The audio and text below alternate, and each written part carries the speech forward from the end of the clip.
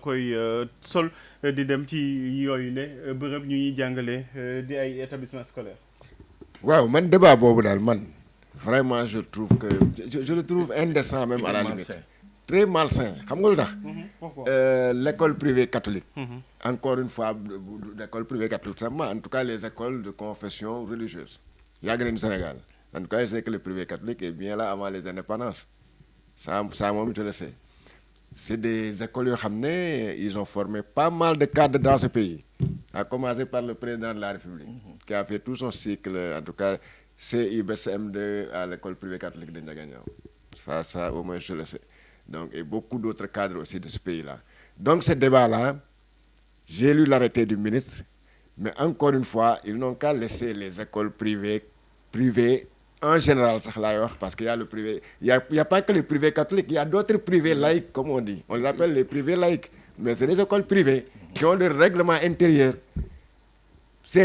ils ont leur règlement intérieur bu leen neexee ñu ne tey Pape Sané ñun on n'admet pas de casquette dans notre établissement on n'admet pas qu'un élève porte en fait benn jigéen par exemple ki benn gel porter des bijoux en or ou d'une certaine valeur duñ ko nangu te am na école yu koy def am na école yoo xam ne dañ lay naan boo solee yenn bijoux yi sax dañ lay dàq dégg nga donc bu fekkee ne ñoom dañoo am le truc parce que c'est pas le voile qui est le problème dans ces écoles privées catholiques c'est le comportement des gens des élèves qui sont voilés encore une fois le comportement de ces élèves qui sont voilés certains d'entre eux en tout cas à partir de si je prends l'exemple de Jeanne d'Arc c'est quoi c'est que dañu ne am na élèves yoo xam ne bu ñu ñëwee elles se disent que man du ma bokk table ak góor wala ne ñun xam nga bu ñu naxte tendez les bras xaw ma naan si école bon xam nga ndax amati na mais nag y a certaines écoles qui le font ñu ne benn góoru teg loxoom si kaw mbaggu jigéen waaw bu ñuy def éducation physique bu ñu kii nii ñu ne duñu sol tenue bi nga xam ne moom la école bi imposé parce que ceci ou cela mais loolu nag ça crée un problème parce que aussi c'est des élèves yoo xam ne c'est pas des élèves particuliers c'est des élèves comme tous les autres qu'elles soient voilées ou pas deuxième aspect je crois que ce règlement-là man yaakaaruma ñu mën ko imposer aux écoles privées catholiques à partir de cette rentrée des classes parce que une loi ou bien un acte administratif elle n'a pas un effet rétroactif parce que tout le monde sait que l'année scolaire bi démarré na donc on ne peut pas changer le règlement en cours de l'année scolaire et on considère que l'année scolaire a commencé donc ils peuvent pas encore imposer certaines décisions yi nga xam ne les écoles bi parents d'élèves di inscrire seen élèves ils les ont inscrits sur la base d'un règlement intérieur qui était là depuis ils peuvent maintenant dire qu'à partir de l'année prochaine lii la ñuy décider mais annoncé woon nañu ko quand même avant la rentrée. ouais mais annonce boobu elle faisait pas l'unanimité elle faisait pas l'unanimité ni au sein des établissements privés catholiques en général ni même des écoles privées laïques donc je crois que encore une fois pour jàmm ne ñooy Pape boo amee sa doom nga bëgg muy voilé wu wala nga bëgg mu def rastaman yow xam nga fi nga koy yóbbu dégg nga boo amee mais est-ce que exclusivité boobu aussi war na mën a am ci réew boo xamante ne day wootee démocratie parce que aussi bu ñu nuwee croix kenn terew ko donc ça veut dire que bu nekkee am naa doom bi takk croix mu nekk chrétien wala yooyu mën na dem ci école boo xamante ni école lu jullit la takk croix am te kenn du ko tere. voilà est-ce que cette réciprocité là. oui moom lañ bind ci arrêté bi. est-ce que voilà mais est-ce que léegi. yow sa doom boo ko yóbbee sa école bi nga xam ne man par exemple man mi catholique est-ce que man dinaa bu ma demoon jël suma doom bu jigéen yóbbu ko si benn école bi nga xam ne daara moo fa ne est-ce que je peux leur imposer que voilà kii day ñëw takk sa croix wala mu sol xaw ma lan en tout cas d'après l'arrêté c'est possible bon l'arrêté une chose c'est arrêté bi am na mais une autre chose aussi c'est le règlement intérieur de cet établissement là loolu moom xam nga ne et puis quoi qu'il en soit. oui peut-être que dañu ko def noonu rek mais xam nga que ne moom man mii di wax ak yow. xam nga ne tey du ma jël suma doom bu jigéen yóbbu ko école Mariama Niass xam nga loolu du ma ko def. parce que xaw ma lan la fay jàngi. léegi yow tamit boo demee nga yóbbu sa doom fële ca cathédrale wala Saint-Michel wala institut Jeanne d'Arc ou Notre-Dame mais yow xam nga lu mu fay jàng.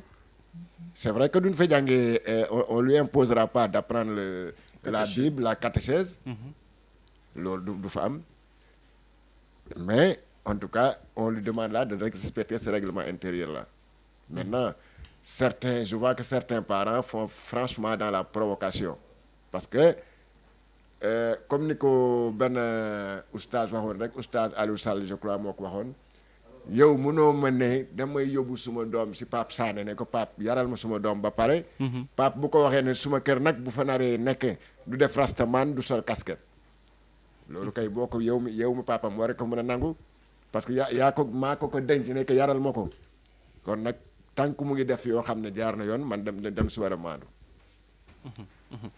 Pape Sané arrêté bi demandé wul lenn lu dul que ñu respecter la constitution mooy que nit ki am na sañ-sañ quand même fësal lu mu doon mais aussi voilà yenn façon yi ngay solo ki yooyu dara interdire ko sénégalais bi mu soloo ko donc pourquoi règlement intérieur bi di ñëw taxaw ci kaw constitution au Sénégal.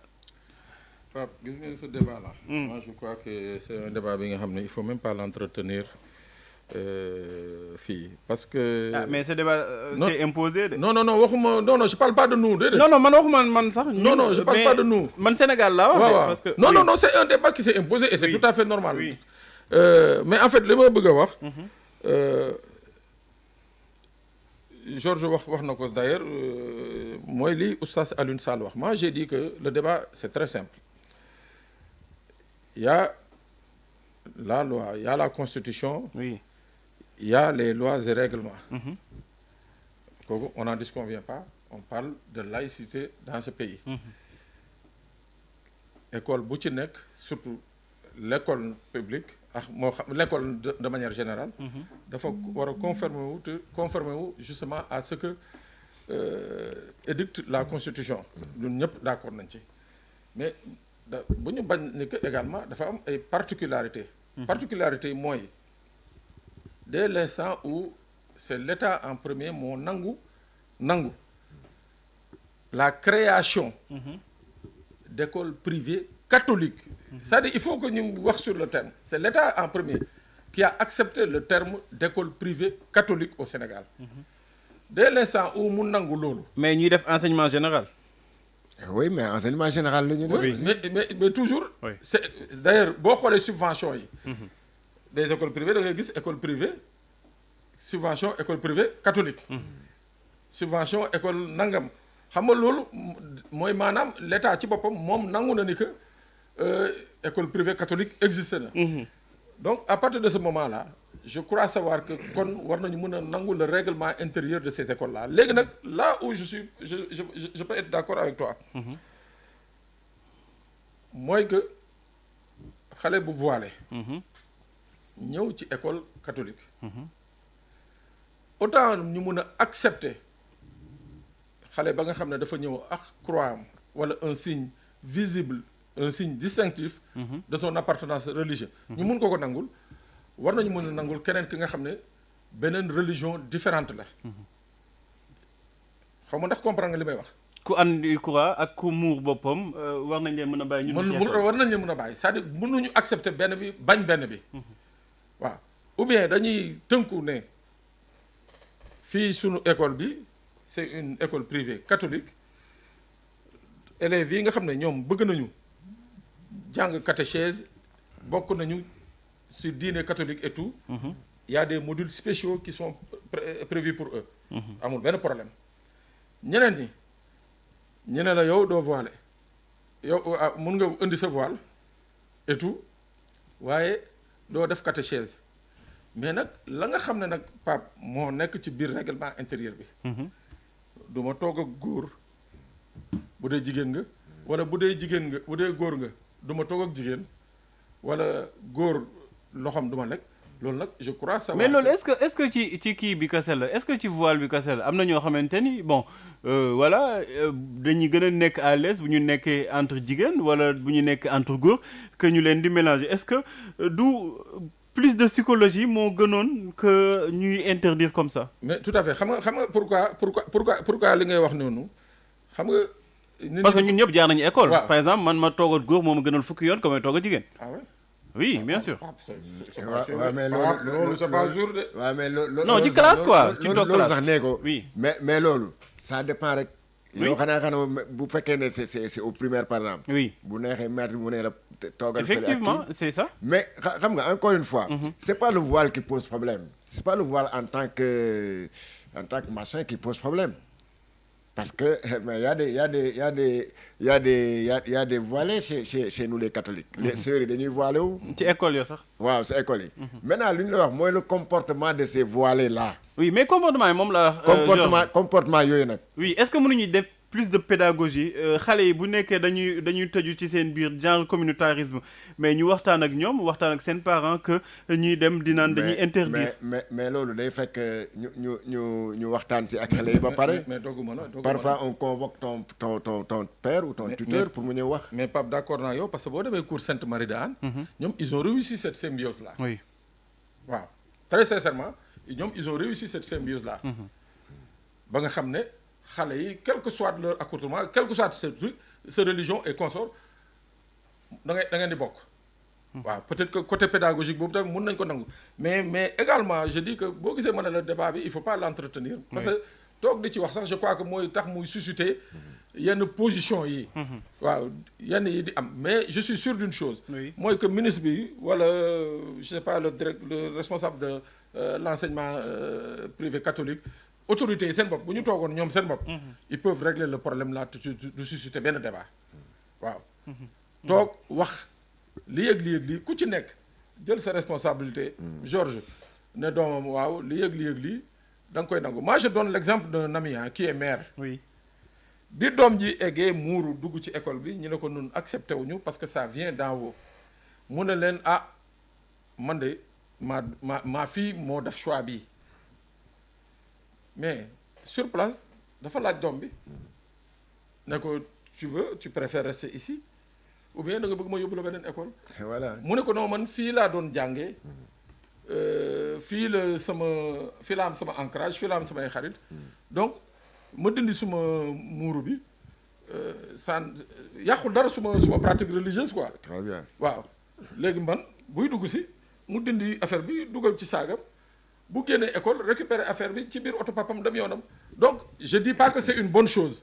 déedéet je ne dis pas que c'est une bonne chose mais je dis que voilà un exemple de solution voilà voici un exemple mais daal man li may bañ mooy ñi jël affaire bi indi ko teg ko ba nga xam ne Georges fu ma gis xoolee ma ni noonu. wala man fu ma gisee doomu Georges xoolee ko ni noonu.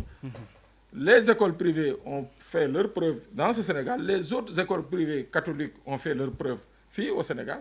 et ça n'a jamais amené de problème. musul indi problème. soo demee dans les villages les plus reculés les postes de santé c'est des religieuses d'obédience chrétienne catholique ñoom ñoo ko yore. te pourtant sunuy yaay sunuy tante sunuy sœur musulmane dañuy dem ñooñu di leen jàppale ñuy faju wala di wasin. donc moi je crois que c'est un débat bi nga xam ne effectivement. Quand je dis il faut pas l'entretenir ce n'est pas qu'il faut pas le poser il faut le poser. nit ñi wax ci c'est-à-dire que ñun ñoo mën a trouver des solutions par rapport à ça et puis on avance génn ci. voilà c'est-à-dire pour clore ce débat là encore une fois. je crois que waxtaan mën na ci am mais surtout respecter aussi les règlements intérieurs. Pape Matar. Oui. yow tey boo demee Prytanée militaire. nga yóbbu fa sa doom mu admis. nga ne parce que yow. ibaadu nga da ngay doo nangu ñu wot ka ndel yow xam nga sa doom jooju yàgg foofu c'est vrai ou c'est pas vrai le Prytanée militaire Saint-Louis xam dafa am règlement intérieur boppam bi nga xam ne bokkul ak beneen règlement yi école yu Sénégal yi lu ko waral c'est parce que éducation bu ñu fay joxe ak lu ñu fay jàng mais ça ne peut pas être comparé ak mënuñu uniformiser par exemple tous les règlements intérieurs boo demee à l'école de santé militaire ñu fa nekk aussi mais am nañu seen règlement intérieur. n'est-ce pas yow boo fay voilé aussi boo fa duggee ne wax lii lañ nangu ak lii nanguwuñu lii. c'est pas parce que tu es voilé par exemple nga fay dem nga ne man de su ma rombee ab colonel du ma ko toojal wala quelque chose comme ça parce que donc les règlements intérieurs quand même on ne dit pas que les règlements intérieurs d'une école est au-dessus de la constitution. Oui. Du tout ça n'a rien à voir. Par contre yow Pape yow mii. sa règlement intérieur u kër am nga sa règlement intérieur su kër. mais bu ànd la constitution moom du valable. waaw tu Pape Sané mii am na règlement intérieur këram. oui. bu ko neexee mu ne maafe du ma ko lekk suma kër. constitution bi mënu su dara n'est-ce pas ou bien. waa kër gi mu ñàkk de. bu ko loolu kenn mënu si dara bu ko neexee ne maafe kenn du ko togg suma kër. n'est-ce pas mais exemple yi boo ñëwee si këram yi mënuñu yem parce que boo ñëwee si këram. oui mu ne la booy dugg suma kër da ngay simi sa dàll booy dugg suma salon. Georges xam nga kër moom voilà. voilà mënul bokk mais yow nee naa la yow. parce que école des services publics te wax naa la ko léegi bu nekkee enseignement général nañuy def dañuy ñoom ñooy bokkul waa cadre bi. Pape Sané bu la nee suma kër kenn du tux si biir suma kër. oui amu si droit. de loolu propriété privée la. waaw mais école privée aussi propriété privée la. déedéet ñoom dañuy def service public. Voilà justement loolu mais c'est une propriété privée. non service public la ñuy def. mais privé foo jëlee le mot privé alors. waaw mais parce que dañ ko privatiser mais terewul dañuy def service public. non seulement yow da ngay fay sa xaalis pour dugg fa. oui mais dañ lay woon benn règlement ne la signal. pourquoi nag nga dem ba si digg année bi nga ne règlement bi signé naa ko mais du ma ko appliqué. mais Georges est-ce que du école catholique yi ñoom ñooy tubaab lu parce que ce débat là bu ñu koy dégg France nañ koy dégg ay interdiction des voiles. du question tubaab lu parce que tubaab lu taxul gu doon tubaab. parce que ce débat là France nañ ko doon dégg quoi. c'est le règlement qui est comme ça te règlement bi wax waaw mais règlement bu ñu ko bëggee sukkandiku ci France te ñun ñu ngi nekk ici au Sénégal ça va poser problème. ça maintenant prendre le débat comme ça sur ce côté là c'est fausser le débat et fausser la solution qu'on va essayer de trouver. man damay laata rek. Voilà non c'est pas ça du tout. mais il y a des écoles privées catholiques yi nga xam ne. yow mii doo xalaat yóbbu fa sa doom. ndax la est-ce que yow sa doom ni nga ko yóbbu séminaire te pourtant c'est une école privée catholique qui se trouve au Sénégal. doo ko yóbbu juvénat également. mais c'est pas une obligation. waaw ma ne mën na jàng ci école bi bañ a def yenn affaire yi laaj rek est-ce que yow sa doom mën nga ko yóbbu séminaire bu Ngazobil wala nga yóbbu ko benn juvénat fii. non mais mën na def cours yi bañ a dugg def ay séminaire rek yooyu. mu def cours ba foofu. waaw bañ a def ay séminaire rek yooyu laa wax mën na ko bañ a def. waaw mais bu dee école bu dee le séminaire si boppam. xanaa ñu nangul la ko.